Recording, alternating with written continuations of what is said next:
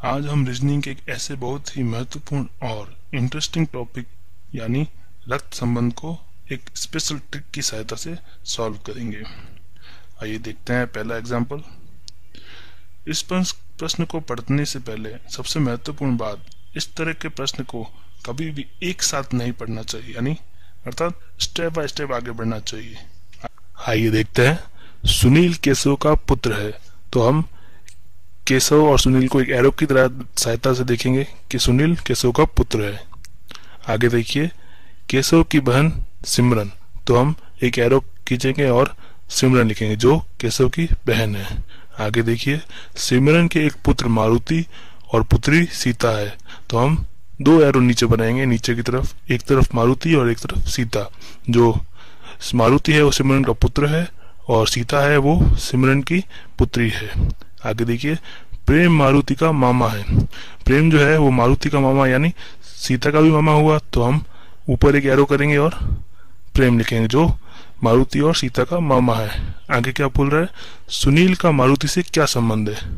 तो आगे देखिए, सुनील और मारुति में क्या संबंध, जो प्रेम है वो मारुति का मामा है, तो डायग्राम में देखने पर लग रहा है कि केशव भी मारुति का मामा है, और अगर केशव मारुति का मामा है तो सुनील क्या लगा, मेरा भाई। बिल्कुल सही। आइए अगला एग्जांपल देखते हैं। इसमें है बी का भाई ए है, तो हमें एरो बनाएंगे और जो ए है बी का भाई है। आगे इसलिए अगले स्टेप में देखते हैं, सी की पुत्री बी है, यानी जो बी है वो सी की पुत्री है, तो हम एरो से बना देंगे। आगे देखिए, ए के पिता डी है, तो जो ए है वो डी का पुत्र है, तो हम डी लिख के ए जो है डी का पुत्र है। आगे क्या बोला है, सी का डी से किस प्रकार संबंध है, यानी सी जो है डी से किस प्रकार संबंधित है। तो हमें डायग्राम में देखने से पता लग रहा है कि जो डी है वो ए का पिता है और ए और बी भाई बहन है, तो डी जो है बी का भी पिता होगा। तो डायग्राम से क्या पता लग रहा है कि सी और डी में क्या संबंध है, सी डी की पत्नी है। बिल्कुल सही, यानी सही आंसर हो जाएगा ए। आइए अगला एग्जाम्पल देखते हैं। राम ने एक व्यक्ति के चित्र को देखते हुए कहा, यानी राम एक चित्र देख रहा है, उसको हम नाम दे देंगे एक्स। ठीक है, राम एक चित्र को और इशारा करते हुए कहता है कि उसकी माँ, यानी हम नाम दे देंगे उसको वाई, मतलब नाम कोई नाम नहीं दिया है इसलिए हम उसको वाई ले लेंगे। तो उसकी माँ मेरे पिता के, मतलब मेरे पिता राम के पिता, उसको उनको हम नाम दे देंगे जेड। मेरे पिता के पुत्र की पत्नी, यानी जो राम के पिता के जो पुत्र हैं उनकी पत्नी है, तो जेड का वाई से क्या संबंध हुआ, हो गया ससुर। आगे देखिए, मेरे भाई की बहन, मतलब जो राम है उसके कोई भाई नहीं है और कोई बहन नहीं है, राम अपने पिता का अकेला पुत्र है, इकलौती संतान है। आगे देखिए, राम किसका चित्र देख रहा है। अब हम जब इसको चित्र में देखते हैं तो हमें वाई और राम का संबंध भी पता लग रहा है, जो क्या है, राम जो वाई का पति है।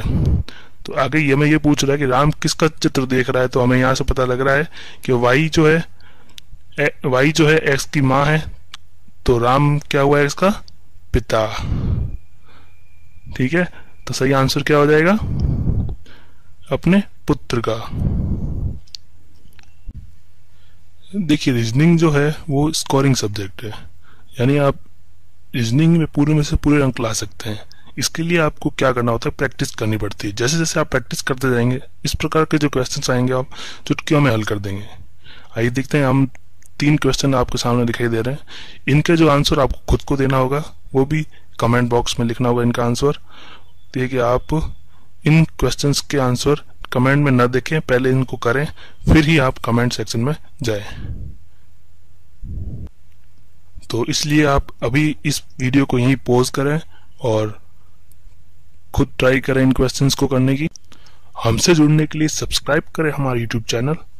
मिलता है नेक्स्ट वीडियो में। jobandgyan.com की तरफ से मैं हूं सतीश गुप्ता, साइनिंग ऑफ।